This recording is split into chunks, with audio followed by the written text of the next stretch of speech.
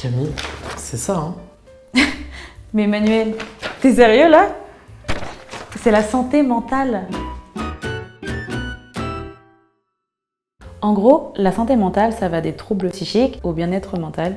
Et c'est notre aptitude à maintenir un état de bien-être mental. Attends, du coup, santé mentale et bien-être mental, c'est pas la même chose? Non, le bien-être mental, c'est le fait de se sentir bien mentalement. Ça fait partie de la santé mentale qui nous permet de vivre sereinement, d'accomplir les tâches du quotidien ou de nouer des relations saines. Visuellement, sur l'échelle de la santé mentale, l'objectif c'est vraiment d'atteindre le bien-être mental. Mais parfois, les obstacles font que notre santé mentale elle est challengée et qu'on se retrouve dans des situations de détresse.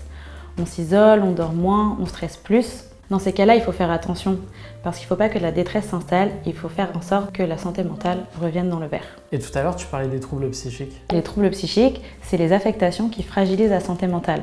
On va retrouver l'anxiété, la dépression, la bipolarité ou même la schizophrénie. Quand on a un trouble psychique, on n'arrive plus à s'adapter aux situations qu'on rencontre. Mais donc, un trouble psychique, c'est à vie? Non, les troubles psychiques, ils peuvent être ponctuels ou durables. On peut aller mieux et se rétablir avec l'aide appropriée. Ça t'empêche pas de continuer à vivre, travailler ou sociabiliser, et ça, que tu aies encore des symptômes ou non. Mais en gros, si demain je me sens pas bien, ça veut dire que j'ai forcément un trouble psychique?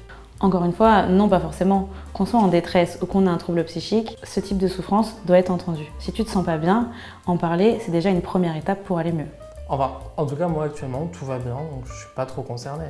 Bah si, on a tous une santé mentale. C'est comme la santé physique, il faut reprendre autant soin. Elle est invisible, mais elle est là.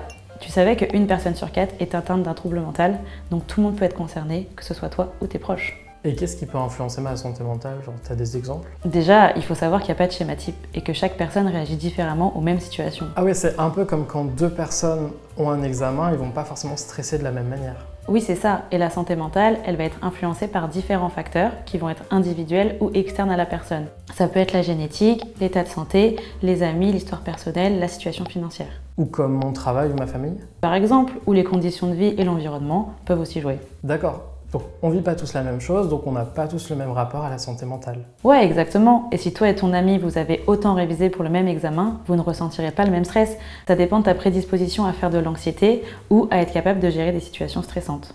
Ok, je vois. Ben merci parce que le sujet a l'air vachement vaste et je pense que j'ai encore un peu de travail avant la fin de mon projet. Voilà, on espère que cette petite capsule vous aura permis d'en apprendre plus sur la santé mentale.